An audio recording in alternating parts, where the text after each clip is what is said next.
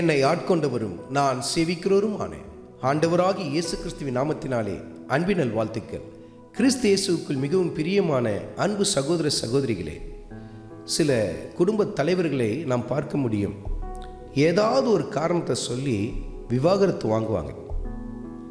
மிக முக்கியமாக, ஐயோ என் மனைவி கீழ்ப்படுகிறதே இல்லை, ரொம்ப சண்டை போடுவா, முன்கோபம் ஜாஸ்தி, அவளால் என் குடும்பத்தில் நிம்மதியே போய்விட்டது, எல்லா இடத்துலையும் சண்டை சச்சரவு, அவளால் எனக்கு தலைகுனிவு ஏற்பட்டிருக்கு என்று சொல்லி சில பேர் என்ன பண்ணுவாங்கன்னா, இந்த காரணத்தை காரணமாய் சொல்லி விவாகரத்துக்காக முயற்சி செய்வார்கள்.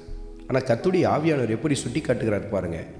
நீதிமொழிகளின் புத்தகத்தில் 21வது அதிகாரத்தில் 19வது வசனத்தில் எப்படி எழுதப்பட்டிருக்கிறது, சண்டைக்காரியும் கோபக்காரியுமாக இருக்கிற ஸ்திரியுடனே குடியிருக்கிறதை பார்க்கலாம், எங்கே குடியிருக்கலாமா?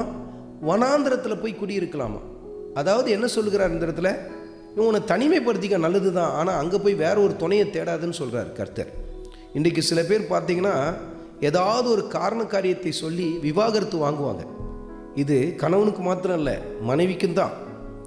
ஏதாவது ஒரு காரணத்தை சொல்லி என்ன பண்ணுவாங்க, ஐயோ இவன் நமக்கு செட் ஆக மாட்டா, இவன் நமக்கு செட் ஆக மாட்டான், இது நமக்கு இந்த வாழ்க்கை சரியாக இருக்காது, நான் விவாகரத்து பண்ணுகிறேன் அப்படின்னு சொல்கிறாங்க.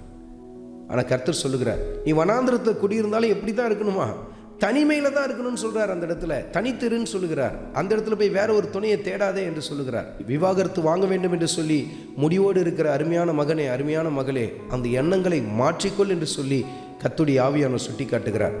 கெட்ட நடத்தைக்காக அன்றி வேறு எந்த காரியத்திற்காகவும் விவாகரத்தை ஒரு மனிதன் ஒரு மனுஷி செய்வார்கள் என்று சொன்னால் அவர்கள் விபச்சாரத்திற்கும் வேசித்தனத்துக்கும் நேராகத்தான் கடந்து போகிறார்கள் என்று சொல்லி கர்த்தருடைய வார்த்தை நம்மை எச்சரிக்கிறது பாருங்கள்.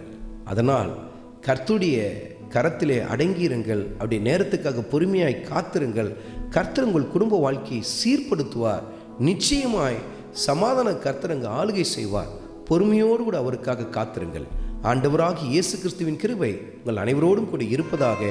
ஆமென்.